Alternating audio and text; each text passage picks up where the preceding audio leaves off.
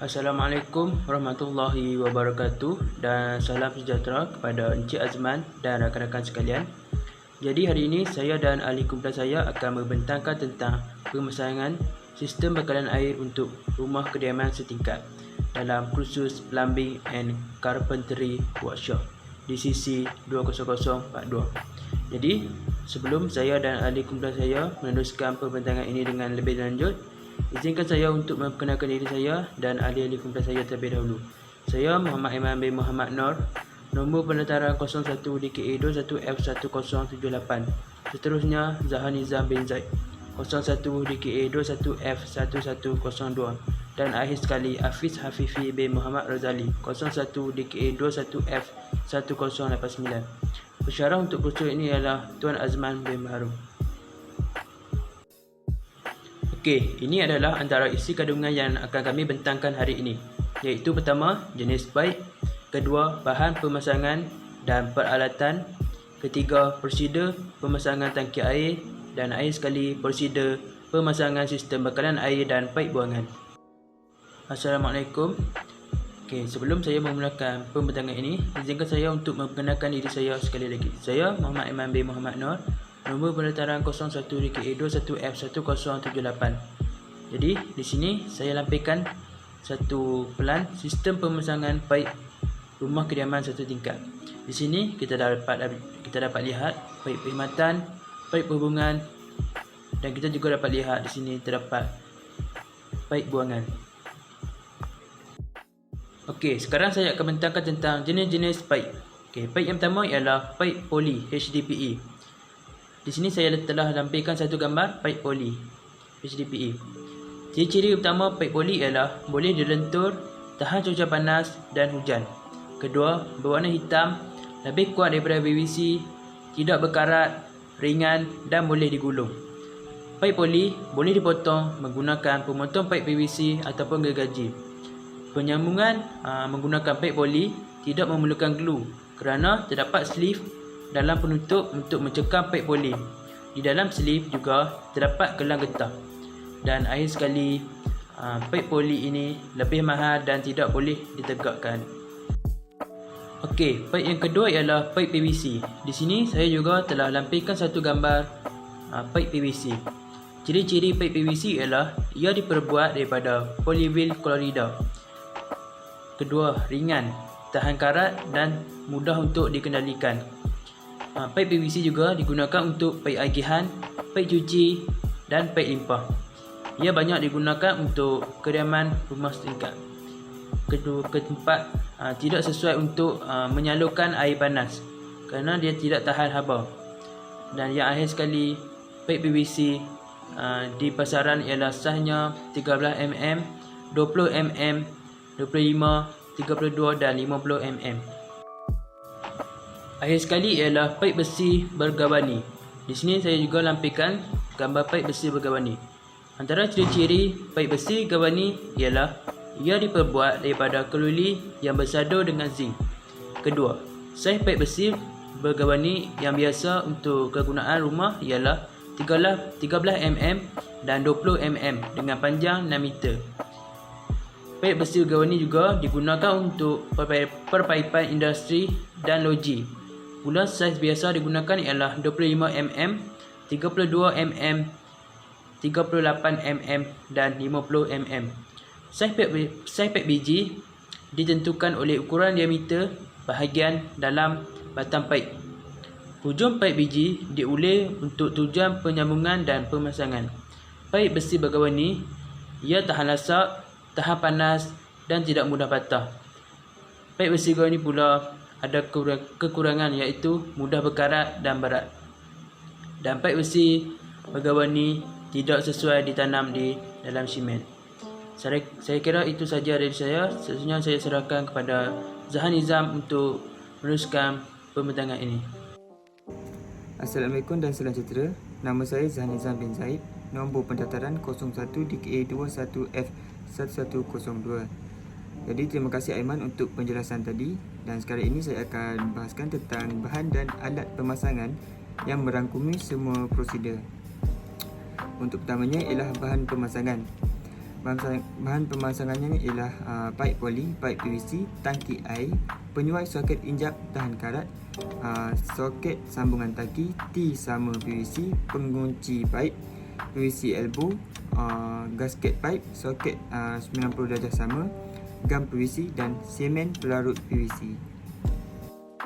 Dan ini pula ialah peralatan pemasangan, iaitu pin marker, pemotong pipe PVC, pita pengukur, mata gerudi saiz 20mm dan 15mm, pita PTFE, sepana bola laras, perengkuh pipe dan gerudi tangan. Okey, jadi di sini pula saya akan sambung tentang prosedur pemasangan tangki air. Jadi untuk langkah pertama ialah tandakan ukuran menggunakan pin marker yang telah diukur menggunakan pita pengukur untuk paip perkhidmatan dan paip limpah. Yang kedua ialah ulang langkah 1 untuk menanda paip agihan dan ukur garis tengah dasar tangki menggunakan paip marker untuk paip cuci. Yang ketiga ialah tebuk lubang pada tangki menggunakan gerudi pada bahagian yang telah ditanda. Dan yang keempat ialah untuk pemasangan pelampung pula, lilitkan pita PTFE pada ulir injap berbola dan pasangkan nut pengunci injap berbola dan diketatkan dengan spana bola laras. Yang kelima ialah pasangkan penyuai soket injap menggunakan perengkuh paip untuk menyambungkan kepada paip perkhidmatan. Yang keenam ialah pasangkan soket sambungan pada lubang paip agihan, paip cuci dan paip limpah. Sambungkan simen pelarut pada bahagian luar paip dan disambungkan pada kedudukan yang telah ditetapkan. Ketujuh ialah pasangkan injap pintu pada paip cuci dan pasangkan kunci paip pada paip agihan. Yang ke-8 ialah sambungkan paip cuci dan paip limpah menggunakan T sama. Dan yang akhir sekali ialah isi tangki air sehingga penuh. Biarkan selama 3 ke 4 jam dan perhatikan setiap paip. Sekiranya ada lelehan, perlulah pasang semula dan ketatkan sambungan paip. Sekian, terima kasih. Okey, terima kasih Zahan Nizam yang telah membentangkan tentang prosedur pemasangan tangki air. Seterusnya saya akan membentangkan tentang prosedur memasang sistem bekalan air, iaitu sistem dalaman. Pertama, sediakan semua penyambung yang hendak digunakan dan paip PVC digunakan untuk membuat saluran air di bilik mandi. Kedua, untuk membuat sistem paip dalaman, semua paip hendaklah ditanam ke dalam dinding sebelum diplaster, atau jika hendak dipasang di ceiling, perlu menggunakan klips dengan diameter yang sesuai. Sekiranya saluran paip dipasang di lantai, ia mesti berjalan pada jarak tidak lebih dari 15 cm dari dinding dan sekurangnya 20 cm dari perabot masa depan. Ketiga, membuat tanda untuk laluan sistem paip di dinding, di skrin atau di bawah ceiling. Seterusnya, bahagian paip dihubungkan dengan menggunakan bahagian berbentuk atau dengan kimpalan. Sambungan injak tutup, pemasangan pemanas air, pam penggalak, lekapan paip, memasang gasket jika perlu. Dan akhir sekali, tinggalkan kira-kira 15 hingga 20 mm ruang kosong antara dinding dan paip. Pada masa akan datang, ia akan memudahkan pembaikan utama air sekiranya berlaku kecemasan ataupun kebocoran. Perlu memasang injap tutup sendiri untuk setiap cawangan dari riser ke lekapan paip. Oleh itu, sekiranya berlaku kemalangan, tidak perlu mematikan keseluruhan sistem sos. Saya kira ini saja dari saya. Seterusnya saya serahkan kepada Hafiz Hafifi untuk meneruskan pembentangan ini. Assalamualaikum warahmatullahi wabarakatuh. Diucapkan kepada Tuan Azman. Saya Hafiz Hafifi bin Muhammad Razali. Nombor pendaftaran 01 DKA 21F1089. Seterusnya saya akan menerangkan tentang sistem pembuangan kumbahan. Sekarang saya akan menerangkan tentang kaedah saliran dan perpaipan. Terdapat dua kaedah saliran yang digunakan. Yang pertama, saliran atas permukaan tanah, dan yang kedua, saliran bawah permukaan tanah. Seterusnya saya akan menerangkan tentang sistem saliran atas permukaan tanah. Terdapat 3 jenis paip yang digunakan dalam sistem saliran atas permukaan tanah, iaitu paip air sisa untuk menyalurkan air sisa dari kelekapan air di dalam bangunan atau rumah ke sistem paip saliran bawah tanah. Yang kedua, paip najis untuk menyalurkan kumbahan dari manusia seperti najis dan urinal dari kelekapan najis ke tangki septik atau ke loji rawatan kumbahan melalui sistem paip saliran bawah tanah. Dan yang terakhir ialah paip bolong atau paip antisifon untuk mengedarkan udara di dalam sistem saliran serta mencegah dari berlakunya persifonan. Paip ini dihubungkan kepada paip air sisa dan paip najis, tetapi ia tidak menyalurkan air sisa dan najis. Manakala saliran bawah tanah, paip-paip untuk saliran bawah tanah berfungsi untuk menyalurkan air sisa dan najis dari paip air sisa dan paip najis di dalam bangunan atau rumah ke tangki septik atau loji rawatan kumbahan. Seterusnya, saya akan menerangkan tentang sistem saliran atau perpaipan atas permukaan tanah. Terdapat 3 jenis sistem, iaitu sistem 2 paip, sistem 1 paip, sistem paip tumpu tunggal. Mari kita lihat dengan lebih terperinci tentang sistem 2 paip. Ia merupakan salah satu kaedah tradisional untuk menyalurkan atau menyalirkan najis dan air sisa dari kelekapan sanitari. Ia sesuai digunakan apabila kelekapan air sisa terletak jauh dari kelekapan najis bagi memudahkan kadar alirannya. Dalam sistem ini, 2 paip utama digunakan. Paip buangan digunakan untuk membawa air buangan dari dapur ke bilik air ke longkang, manakala paip najis membawa najis dari alatan kebersihan ke pembentong. Kedua-dua paip tumpu tersebut akan dihubungkan kepada paip saliran di bawah tanah dengan menggunakan liku dan cabang. Air sisa terlebih dahulu akan disalirkan ke dalam perangkap, gegeluk atau guli sebelum disalirkan ke dalam paip saliran air sisa bawah tanah. Kebaikan sistem ini adalah ia dapat mencegah dari berlakunya bau busuk. Kelemahan sistem ini adalah kos pemasangan yang mahal kerana banyak menggunakan paip serta ia memerlukan penjagaan yang rapi. Seterusnya, mari kita lihat dengan lebih terperinci dengan sistem 1 paip. Sistem ini hanya menggunakan 1 paip sahaja kerana ia lebih ekonomi. Dalam sistem ini, paip bolong atau paip antisifon digunakan untuk mencegah kehilangan kedap air di dalam perangkap yang mungkin berlaku disebabkan oleh persifonan, tekanan membalik dan akibat dari kesan angin.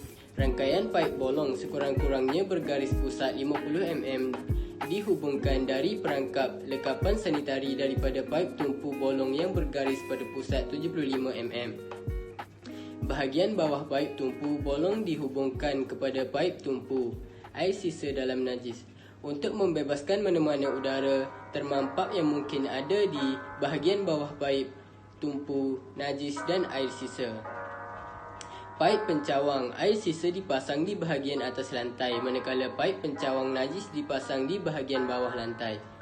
Kebaikan bagi sistem ini, ia menjimatkan kos terutamanya bagi bangunan tinggi kerana semua kelekapan-kelekapan sanitari adalah berhampiran dengan paip tumpu.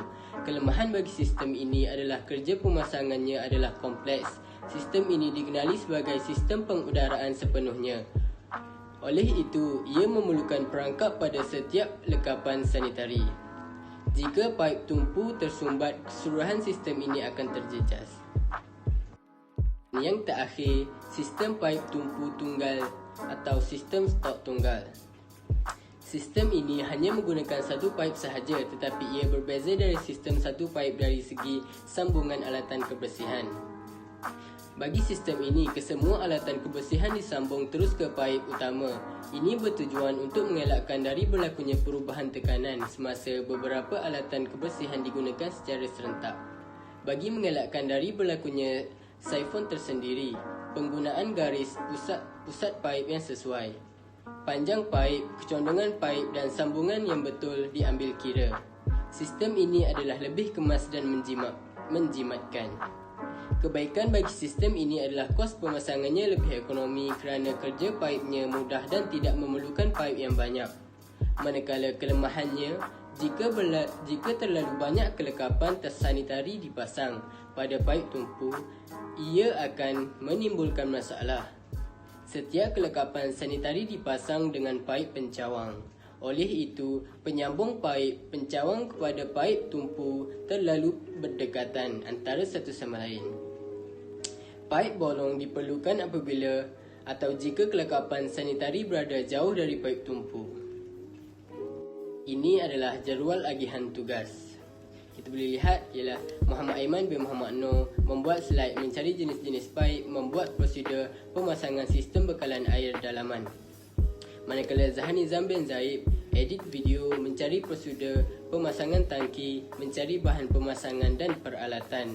Dan manakala saya sendiri, Hafiz Habibi bin Muhammad Zali membuat sistem pembuangan, membuat jadual agihan tugas dan membuat slide. Sekian, saya rasa itu sahaja daripada kepulauan kami. Sekian, terima kasih.